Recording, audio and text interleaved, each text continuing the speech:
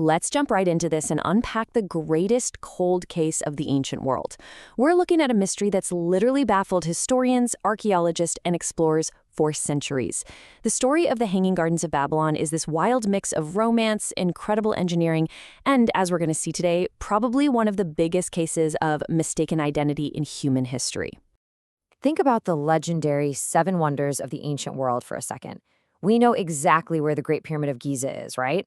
We found the remains of the Colossus of Rhodes, the Lighthouse of Alexandria, the Temple of Artemis.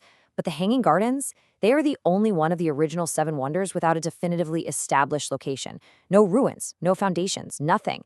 It presents us with just a truly fascinating historical mystery. How does a monumental wonder simply vanish from the map? Section 1. A Royal Love Story. The Legend. So, according to tradition, the Neo-Babylonian king Nebuchadnezzar II built this massive, artificial mountain of greenery right in the heart of Babylon for his homesick wife, Queen Amidus.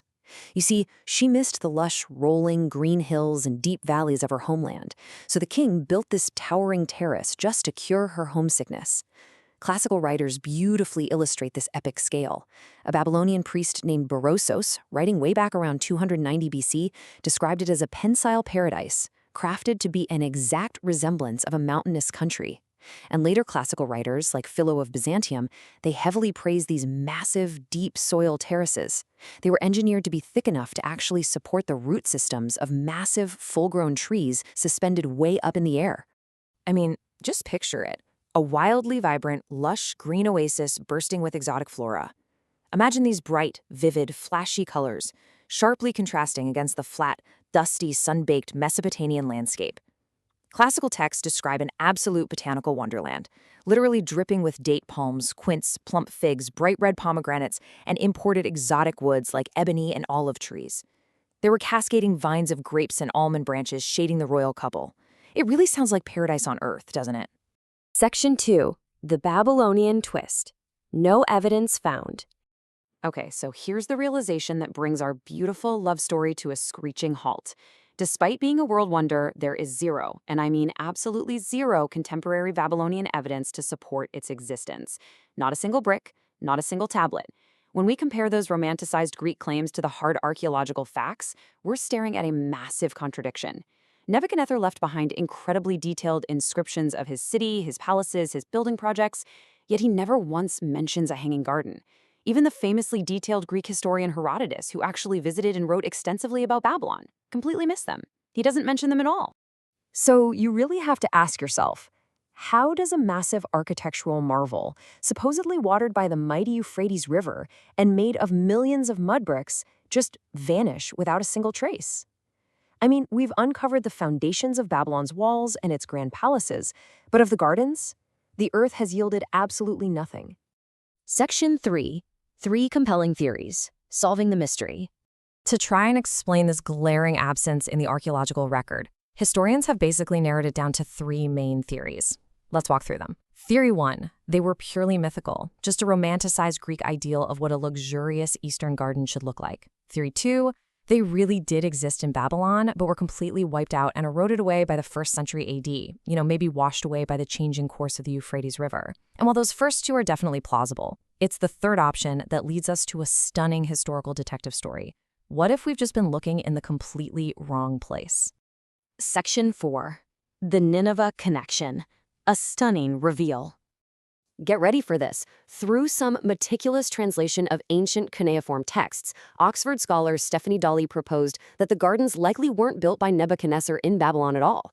Actually, they were built by a completely different monarch, the Assyrian king Sennacherib, roughly 300 miles to the north.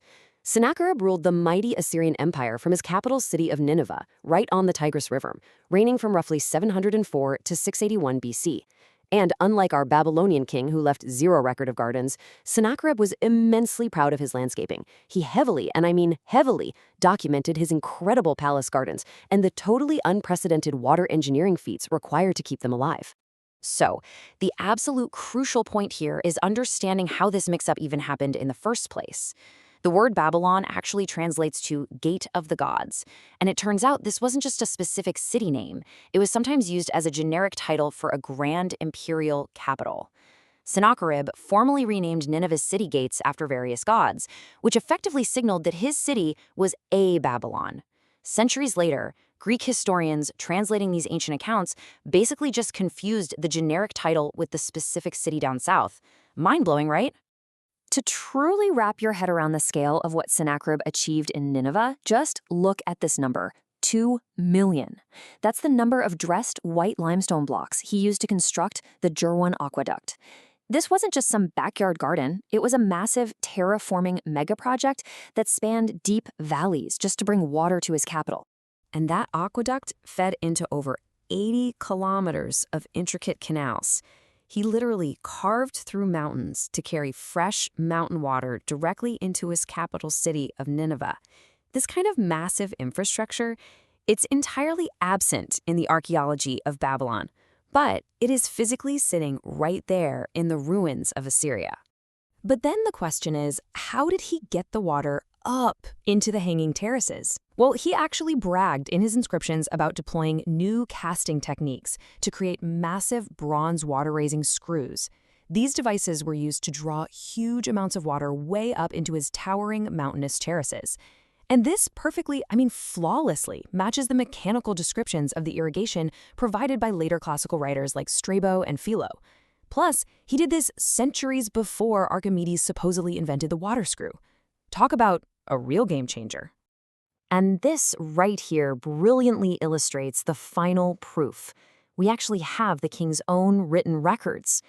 In his surviving inscriptions, Sennacherib explicitly refers to his lush palace gardens and his new palace as a literal wonder for all peoples. He knew he had built a world wonder, and he carved it right into stone for us to find. Let's quickly look at how the timeline perfectly explains the confusion. In 704 BC, Sennacherib builds his wonder. Fast forward to 331 BC, Alexander the Great's army is preparing for the Battle of Gaugamela, and they camp right next to these massive Assyrian aqueduct ruins. Alexander's historians saw these monumental works and recorded them. But over decades of passing down the story and Greek historians misunderstanding the word Babylon, by 290 BC, Berosus mistakenly attributes the entire legend to Nebuchadnezzar in the south. It's like a giant centuries-long game of telephone. Section 5. Redrawing History, Fragile Memories. What you should really take away from all this is just how fragile historical memory can be. It's crazy how easily the engineering genius of one king was erased and just handed over to another, all because the Greeks wanted a romantic love story. Which leaves us with a truly fascinating question to ponder. If we manage to misplace an entire wonder of the ancient world by 300 miles for over 2,000 years, what else do we have wrong about ancient history?